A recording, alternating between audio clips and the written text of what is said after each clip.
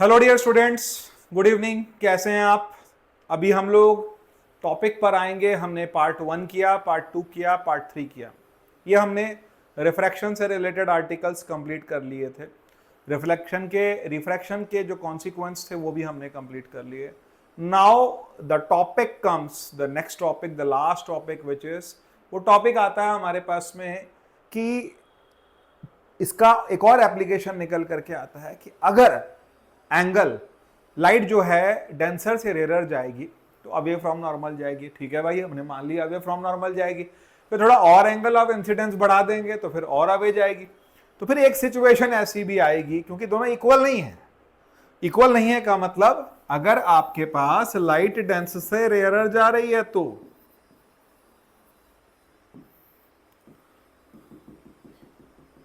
तो ये away from normal गई। आपने कहा नहीं जी, हमने तो एंगल ऑफ इंसिडेंस थोड़ा और बढ़ा दिया, तो भाई अवे फ्रॉम नॉर्मल और चली गई। फिर एक ऐसी पोजीशन आई कि आपने एंगल ऑफ इंसिडेंस बहुत ज्यादा बढ़ा दिया और लाइट सरफेस के अलोंग चली गई। ऐसी कंडीशन भी आपके पास आएगी।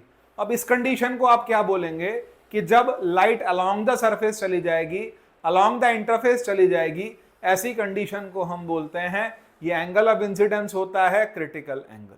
क्या नाम दिया गया है इसको? हमने क्या नाम दिया है? Critical angle. तो भाई एक बार फिर समझते हैं कि क्रिटिकल एंगल क्या होता है और टोटल इंटरनल रिफ्लेक्शन क्या होता है। मैं दोबारा बनाऊंगा, दोबारा एक्सप्लेन करूंगा।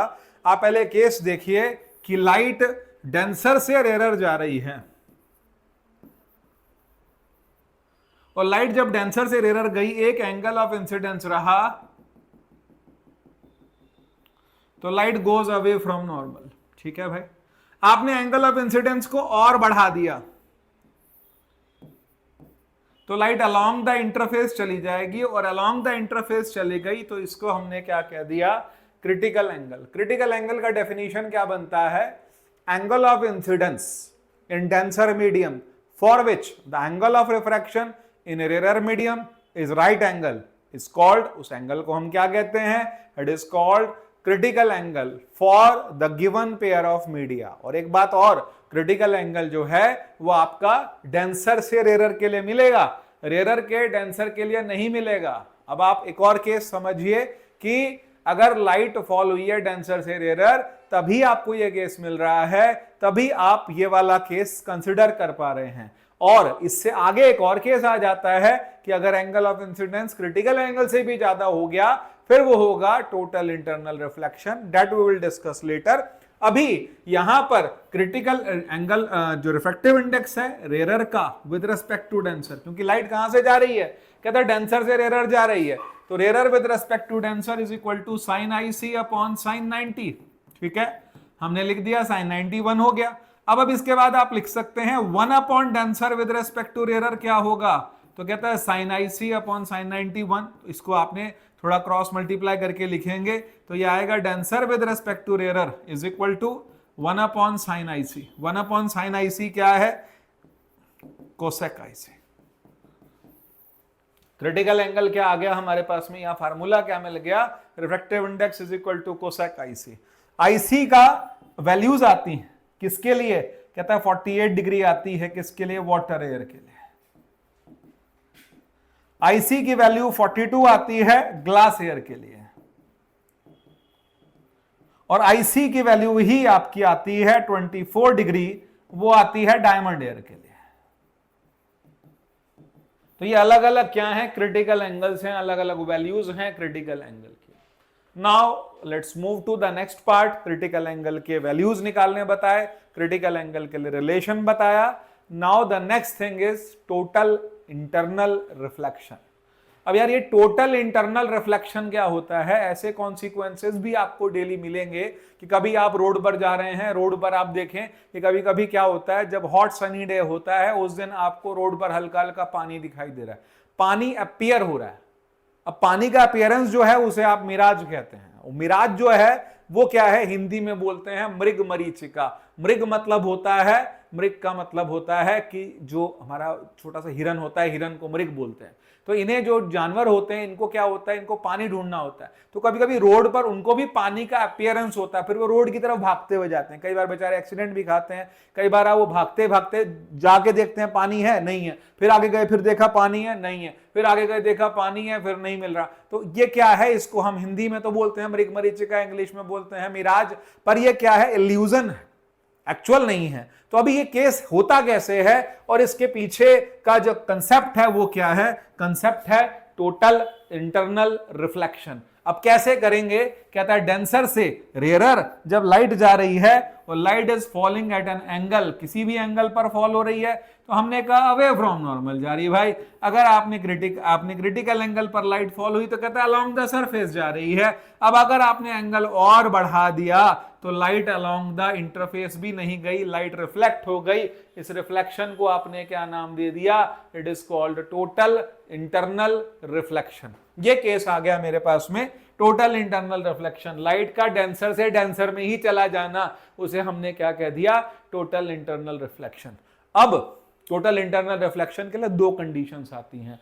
क्या दो कंडीशंस है, एग्जाम में भी पूछ लेते हैं। First thing, the light must pass from denser to rarer medium. Second thing, the angle of incidence must be greater than critical angle. देखिए 10th ICSE के अंदर अगर आपके कंसेप्ट क्लियर हैं और आप एप्लीकेशन बेस्ड क्वेश्चंस कर पा रहे हैं तो 80 आउट ऑफ 80 इतने बच्चों के आए हैं हमारे। बहुत बच्चों के फिजिक्स में भी फुल आए हैं, बायो में भी फुल आए हैं, केमिस्ट्री में, मैथ्स में फुल आए हैं। यही करना है, हर चीज का कंसेप्ट एकदम क्लियर होना चाहिए, हर चीज का अपना एक कीवर्ड आपको पता होना। अगर कीवर्ड पता है तो नंबर कहीं नहीं जाते। अगर आपको कीवर्ड नहीं पता, आप बड़ा बड़ा लिखोगे, एक्सप्लेन करोगे, कुछ नहीं चाहिए, किसी को नहीं चाहिए। आपका पूरा पेपर उठा के देख लो, पिछले 15 साल 20 साल के पेपर उठा के देख लो, 25 साल से मैं पढ़ा रहा हूं, आप उसके अंदर सब में देखेंगे कि कहीं पर भी लॉन्ग डिस्क्रिप्टिव क्वेश्चन नहीं आएगा। सीधा टू द पॉइंट क्वेश्चन पूछेगा, टू द पॉइंट आपने आंसर दिया, फुल मार्क्स मिलेंगे, मार्क्स कटने का भी कोई केस नहीं आता। लेकिन पता होना चाहिए, कंसेप्ट क्लियर होना, बिल्कुल क्रिस्टल क्लियर होना चाहिए। चलिए नेक्स्ट पर आते हैं। नेक्स्ट केस आता है मेरे पास एप्लीकेशंस का।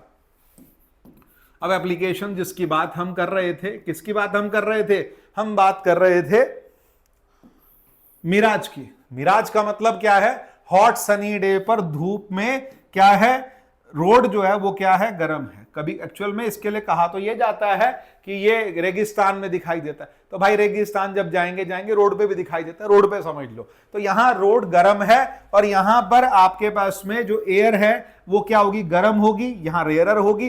जब आप ऊपर जाएंगे तो ऊपर जाते जाते हवा ठंडी हो जाती है। ऊपर की हवा ठंडी है, नीचे की हवा गर्म है। तो इसमें केस क्या बनेगा कि मान लिया आपके पास कोई नीचे हॉट सरफेस है और यहां पर क्या है, गर्म हवा है, और उसके बाद ऊपर जाकर के ठंडी हो गई।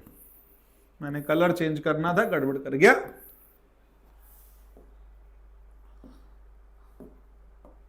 अब मान लीजिए आपने एक ट्री बनाया, कोई ज्यादा तो मुझे आता नहीं बनाना, लेकिन ऐसे थोड़ा सिंपल सा बना लिया। अब लाइट यहां से आ रही है तो डेंसर से रेयरर जाएगी तो it will go away from normal, फिर अवे फ्रॉम नॉर्मल, फिर अवे फ्रॉम नॉर्मल। एक पोजीशन ऐसी आएगी कि एंगल ऑफ इंसिडेंस क्रिटिकल से ज्यादा हो गया, लाइट वापस चली गई। लाइट वापस जाने का मतलब आपको लाइट की रेज नीचे से आ रही, पेड़ ऊपर खड़ा है, रेज नीचे से आ रही है, रेज नीचे से आ रही है, इसका मतलब आपको क्या लगेगा, पानी है। पानी का मतलब क्या है, सरफेस पर वाटर का अपीयरेंस हो गया। बस यही इल्यूजन जो था, इसको आपने क्या नाम दे दिया, इट इज कॉल्ड मिराज। ये केस आ जाता है मेरे पास मिराज का। चलिए नेक्स्ट पर आते हैं। और भी एप्लीकेशंस हैं क्या, हाँ एक और एप्लीकेशन आता है इसका, और उसको हम क्या बोलते हैं, इस एप्लीकेशन को, ये एप्लीकेशन हमारे पास निकल करके आता है किसका, ये एप्लीकेशन आता है जिसको हम बोलते हैं लूमिंग। लूमिंग बहुत मुश्किल से गूगल करेंगे तो मिल जाएगा।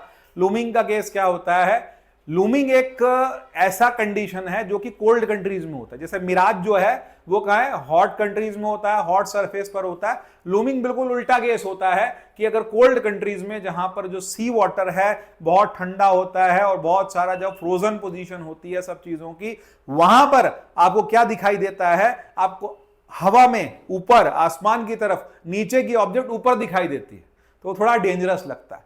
वो डेंजरस लगता है क्योंकि नीचे की ऑब्जेक्ट ऊपर दिखाई देना, ये जो इल्यूजन बना, इसे आपने क्या कह दिया, ये लूमिंग है। और जो पहले मैंने बताया वो क्या है, मिराज। तो मिराज तो यह कि सीधा पेड़ उल्टा दिखाई देना, और अब आपको नीचे की बोट ऊपर भी दिखाई देगी। ये किसकी वजह से हो रहा है, इसका फिनोमिना क्या है, टोटल इंटरनल रिफ्लेक्शन। नीचे का पानी बहुत ठंडा है, नीचे का सरफेस बहुत ठंडा है, ऊपर कंपैरेटिवली गर्म है, नीचे की ऑब्जेक्ट की रेज ऊपर जाकर के दिखाई दे रही हैं, उसको आपने क्या कह दिया, लूमिंग। लूमिंग हमारे सिलेबस में नहीं है, जस्ट एडिशनल बता दिया। अब आ जाते हैं टोटल इंटरनल रिफ्लेक्शन के और एग्जांपल्स पर, और वो कौन सा एग्जांपल है जरा हम देख लेते हैं। टोटल इंटरनल रिफ्लेक्शन के कुछ एग्जांपल्स, कुछ स्लाइड्स के अंदर हमारे पास कुछ एग्जांपल्स हैं। I like to show you कि हमारे पास कौन कौन से एग्जांपल्स हैं।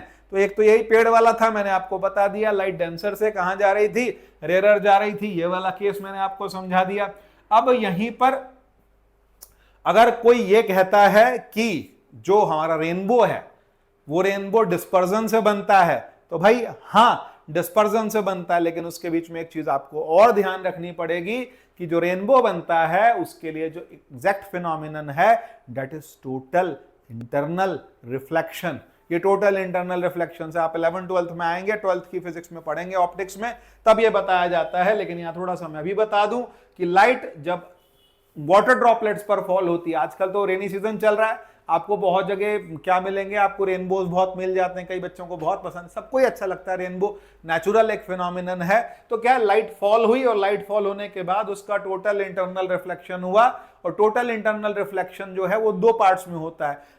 एक रे ऑफ लाइट अगर अपर पार्ट पे फॉल होती है तो उसका सिंगल टोटल इंटरनल रिफ्लेक्शन होता है, और अगर नीचे फॉल होती है तो उसका एक ट्वाइस टोटल इंटरनल रिफ्लेक्शन होता है, और उससे जो हमारा रेनबो बनता है वो डबल बनता है। आप ध्यान रखिएगा, रेनबो कभी सिंगल बनता ही नहीं, रेनबो हमेशा डबल होता है। एक प्राइमरी रेनबो होता है, एक सेकेंडरी रेनबो होता है। कभी ध्यान से देखिएगा, एनालाइज कीजिएगा, तब आपको पता लगेगा।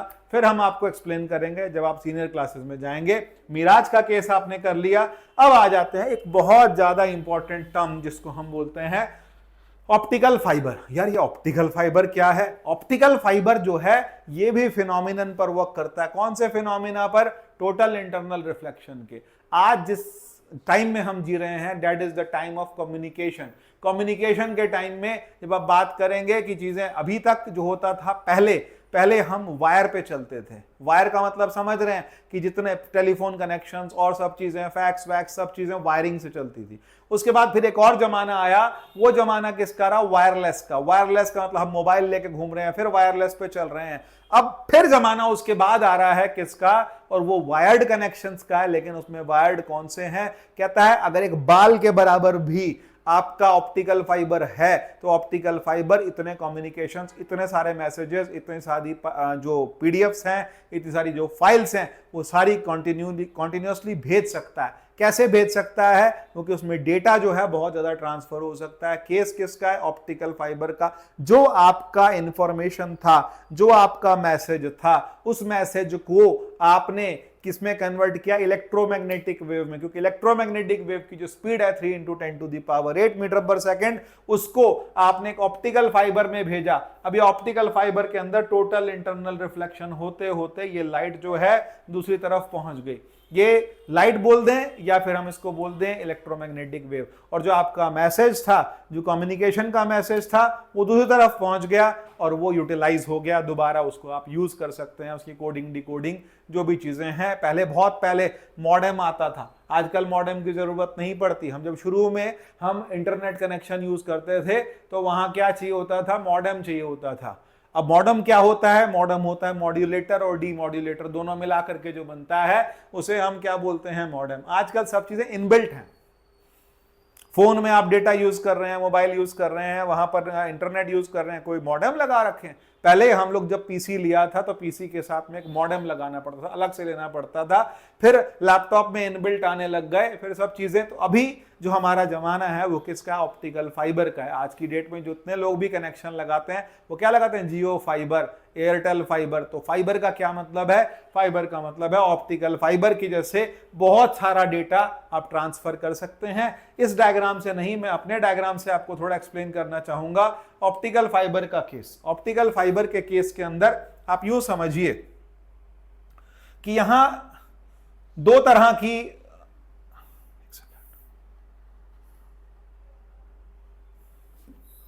एक ही वायर में दो पार्ट्स आ जाएंगे, एक इनर पार्ट आ जाएगा और एक आउटर पार्ट आ जाएगा।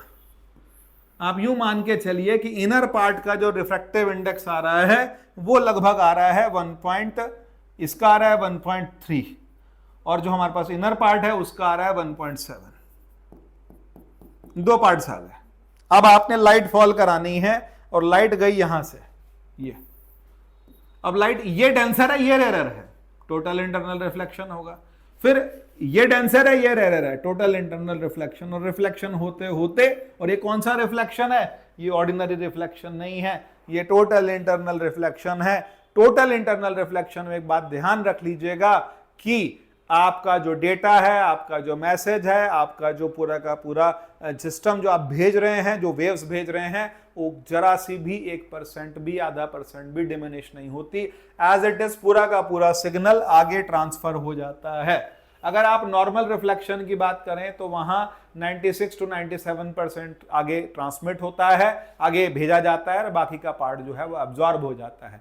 इसीलिए total internal reflection is the best to use. तो ये टॉपिक था हमारा क्रिटिकल एंगल का, और उसके साथ साथ था टोटल इंटरनल रिफ्लेक्शन का पार्ट। अब इसके आगे वाले पार्ट आ जाते हैं, और आगे वाले पार्ट के अंदर हम आ जाते हैं total internal reflection through prism. अब प्रिज्म का क्या केस है, जरा उसको भी समझ लेते हैं। अब प्रिज्म वाले केस को थोड़ा ध्यान से समझते हैं। एक प्रिज्म लिया 90 डिग्री, 45, 90 डिग्री, दोनों एंगल कितने हैं 45, और ये वाला एंगल कितना है 90। अब आपने लाइट फॉल कराई, और लाइट कौन सी फॉल करा रहे हैं आप, नॉर्मली एक लाइट फॉल कराई आपने। जब आपने नॉर्मली लाइट फॉल कराई, लाइट सीधी चली गई। अब आपने यहां फिर एक और नॉर्मल ड्रॉ किया, ये 90 आ रहा है, ये 45 है, पूरा 90 है, तो ये कितना आ रहा है 45। 45 का मतलब angle of incidence critical angle से ज्यादा है, पहली कंडीशन। लाइट डेंसर से रेयर जा रही है, दूसरी कंडीशन। इसका टोटल इंटरनल रिफ्लेक्शन होना चाहिए, यस सर होना चाहिए। तो ये एंगल कितना आ गया मेरे पास 45, ये भी कितना आ रहा है 45। लाइट कैसे जाएगी, स्ट्रेट। ये कंडीशन मेरे पास निकल करके आई कि इसकी total internal reflection through a prism. अगर हमारे पास एक और केस आ जाता है इसी से आगे का,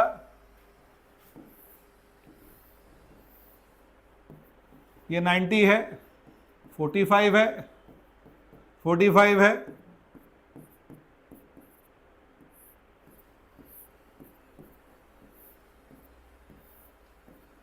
और उसके बाद आपने फिर नॉर्मल ड्रॉ किया,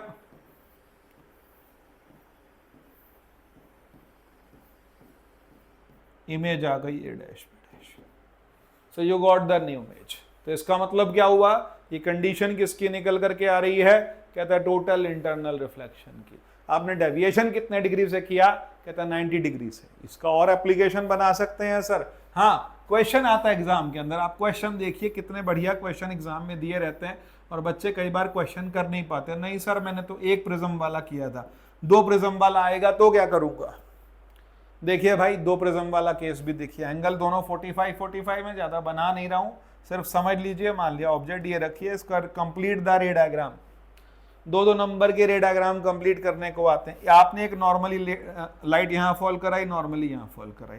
अब सेकंड वाले को डबल एरो से बनाया कीजिए, सिंगल एरो ये गया। अब यहां पर 90 45, ये कितना 45, तो इसका मतलब क्या हो गया, angle of incidence 45 critical angle से ज्यादा।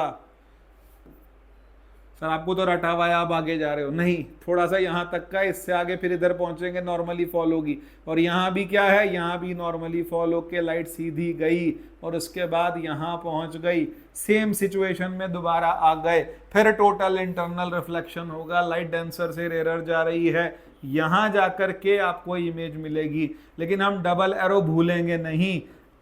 अगर ऑब्जेक्ट ए बी ऐसे थी तो इमेज कैसे मिल रही है, बी डैश ए डैश। इस प्रिज्म ने क्या किया, सीधी ऑब्जेक्ट को इन्वर्ट कर दिया। ऐसे केसेस यूज होते हैं प्रिज्म बायनोक्यूलर्स के अंदर। ध्यान रखिएगा, बायनोक्यूलर्स जो होते हैं, जो लेंसेज होते हैं, जो हमारे टेलीस्कोप माइक्रोस्कोप होते हैं वह बायनोकुलर यूज किए जाते हैं। अगर सीधी इमेज है तो उल्टा करना है, उल्टी इमेज है तो उसको सीधा करने के लिए यूज किए जाते हैं। नेक्स्ट पर आते हैं, और भी कोई रे डायग्राम हो सकता है, बिल्कुल हो सकता है। एक और केस देखते हैं, राइट एंगल्ड प्रिज्म है, ये 90 है, 45 45 यहां दिया हुआ है,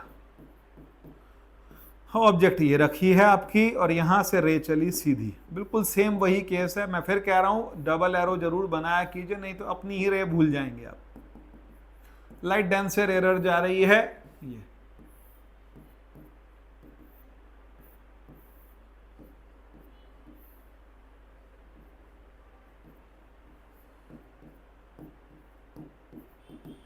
सीधी इमेज को उल्टा कर देना, ये किस में यूज किया गया, तो ये कहता है उल्टी इमेज को सीधा या सीधी को उल्टा करना, मिरर इमेज दे देना। ये हमारे पास 180 डिग्री रोटेट कर दिया गया। एक और केस आता है इसी के अंदर, और वो कैसा है कि ऑब्जेक्ट सीधी यूं रखी है। इस केस को थोड़ा ध्यान से समझिएगा, थोड़ा टिपिकल है और थोड़ा सा डिफिकल्ट है, बच्चों के लिए बहुत हेल्पिंग हो जाएगा अगर थोड़ा ध्यान से समझेंगे तो। आपने इस प्रिज्म पर लाइट फॉल करा,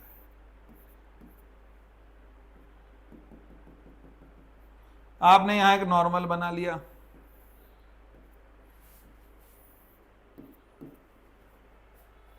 अब हम क्या करेंगे, अब हम देखते हैं कि ये एंगल 45 है या 90 है, ये मान लो 15 डिग्री है, थोड़ी देर के लिए मान लो 15 डिग्री आ रहा, 15 प्लस 90 कितना हो गया 105, 105, 105 प्लस 45 कितना हो गया 150, 150 को 180 से माइनस करेंगे कितना बचेगा 30, या आपने क्या बना लिया नॉर्मल, ये एंगल कितना आ गया 60, 60 का मतलब क्या है, क्रिटिकल एंगल से ज्यादा है कि कम, क्रिटिकल से ज्यादा है सर, तो रिफ्लेक्शन होगा, यस होगा, यहां भी होगा, यहां भी होगा, लेकिन यहां डबल एरो से बनाना, फिर आपको नॉर्मल बनाना पड़ेगा, जी बनाना पड़ेगा, कहता है away from normal, away from normal, और ये जो रे आ गई, ये जो इमेज आ गई, ये आ गई A dash B dash, Sidhi object की उल्टी इमेज। ये केस किस में होता है, ये भी प्रिज्म में होता है, और ये सारे एप्लीकेशंस किसके हैं, कहता है टोटल इंटरनल रिफ्लेक्शन के एप्लीकेशंस हैं। अब आ जाते हैं एक और केस में, और वो केस आ जाता है इक्विलैटरल प्रिज्म का। इक्विलैटरल का मतलब क्या होता है, सारे एंगल इक्वल, सारे एंगल इक्वल का मतलब सबका सम 180, सारे एंगल 60 डिग्री, लाइट फॉल कराते हैं भाई, लाइट फॉल करे, ये नॉर्मली फॉल हो गया, ये 90 है, ये 60 है, ये 30 आया, तो नॉर्मल कितना, ये एंगल 60, 60 का मतलब रिफ्लेक्शन होगा, यस होगा, कितना डिग्री आया ये 60, ये कितना बचा है 30, ये कितना है 90, ये कितना है 60, तो लाइट सीधी गई, यस, टोटल इंटरनल रिफ्लेक्शन। जबकि प्रिज्म का काम क्या होता है, लाइट का रिफ्रैक्शन करना, लेकिन ये केस किसका है, total internal reflection through a equilateral prism. अब नेक्स्ट केस और आते हैं, 2 से 3 केस और हैं, then this chapter is finished, पूरा का पूरा चैप्टर कंप्लीट हो जाएगा, और फिर हम चलेंगे लेंसेज पर। अगली क्लास जो होगी, कल की जो क्लास होगी, that will be on lenses. फटाफट इस सिलेबस को कंप्लीट करते हैं, जितने भी बच्चे ऑनलाइन हैं सब्सक्राइब कर दें इस चैनल को, और साथ में कनेक्टेड रहें। फोन नंबर इसमें दिया रहता है, कोई डाउट आता है सीधे व्हाट्सएप कर दीजिए, कनेक्ट करिए हमारे से, हमारी टीम या हम आपसे कनेक्ट करेंगे, जो भी डाउट होंगे आपको ऑनलाइन करा दिए जाएंगे, डाउट सेशन भी आपके ऑनलाइन हो जाएंगे, ठीक है। अब बाकी जो बातें होती हैं, कोई बहुत, क्योंकि ऑनलाइन है तो इसलिए उसमें उतना कोई एक्सपेंसिव भी नहीं है, सब चीज़ें हैं, आप लोग कनेक्ट करिए पहले शुरुआत में, एक बार आना शुरू करिए, फिर हम देख लेंगे जैसा भी कुछ होगा, बट मेन थिंग इज कि आपको डाउट्स क्लियर होने चाहिए। चलिए अब आगे बात करते हैं हम लोग कि अगर 90, 30 और 60 डिग्री वाला केस है, परसों का एक केस रहा, एक बच्चा ऑनलाइन में था, तो वो कह रही है लड़की, मेरे ख्याल कहीं बाहर से थे, और उन्होंने कहा कि मुझे पूरा स्टडी मटेरियल भेज दीजिए, मेरे पास पैसा नहीं है, मुझे स्टडी मटेरियल भेज दीजिए, मेरे पास में फाइनेंशियल कंडीशन अच्छी नहीं है, स्टडी मटेरियल भेज दीजिए। मैंने बहुत सिंपल बात की है कि व्हाट्सएप पे, टेलीग्राम पे हम आपको क्वेश्चन भेजते हैं, आप 1 महीना ढंग से सॉल्व करके दिखा दो, 1 महीना मेहनत करके दिखा दो, ये जता दो, ये बता दो कि हम मेहनत करने वाले बच्चे हैं, फिर आपके लिए सब कुछ फ्री है भाई, सब कुछ फ्री है, फिर कोई दिक्कत नहीं है। लेकिन अगर आप मेहनत ही नहीं करेंगे और सिर्फ सोचेंगे कि मटेरियल भेज दें, हम घर पे मटेरियल भेज दें, मटेरियल तो बहुत पड़ा है बेटा, पढ़ने वाले में नहीं मिल रहे, मटेरियल बहुत है, यूट्यूब सारा उठा लो, पढ़ा भरा पड़ा, पूरा भरा पड़ा, पढ़ने वाला बच्चा नहीं मिलता। पढ़ने वाला बच्चा मिले उसके लिए सब कुछ उसी के लिए तो है, और किसके लिए है। चलिए आते हैं 90, 60 और 30 वाले केस में, और यहां पर कहता है लाइट नॉर्मली फॉल हुई, तो फिर सीधी जाएगी, यस सर सीधी जाएगी, अवे फ्रॉम नॉर्मल जाएगी। केस हो गया कंप्लीट। फिर एक और केस देख लेते हैं 90, 60 और 30 वाले केस के अंदर, फिर देख लेते हैं 60, 30, 90, और उसके बाद हम यहां लाइट फॉल करा रहे हैं। जब लाइट यहां फॉल हुई तो कैसे जाएगी, सीधी, तो फिर क्या बना, नॉर्मल। ये 90 है, 30 है, ये 60 है, और ये कितना है, 30, तो light will go away from the normal. ये वाला केस भी, ये तो सिंपल रिफ्रैक्शन सिखा रहे। सर आप बोल के लाए थे कि हम तो रिफ्लेक्शन सिखाएंगे, अब आप दिखा तो रिफ्रैक्शन रहे हो, तो मैं बता दूं कि रिफ्लेक्शन वाला केस भी देखिए। 90, 60, 30 और लाइट ये फॉलो हुई नॉर्मल। अब ये 90, ये 60, ये 30, तो ये 60 का मतलब टोटल इंटरनल रिफ्लेक्शन होगा, यस होगा। ये एंगल कितना आएगा, 60 आएगा। 60 आने के बाद ये कितना बचा, 30, तो ये कितना बचा, 120 में 90 माइनस करके ये 30 आया। Light will go away from the normal. ये केसेस हैं मेरे पास टोटल इंटरनल रिफ्लेक्शन के। Today's topic was total internal reflection and critical angle. समझ आया तो जरूर बताएं, मैसेज करें, कमेंट करें। Thank you.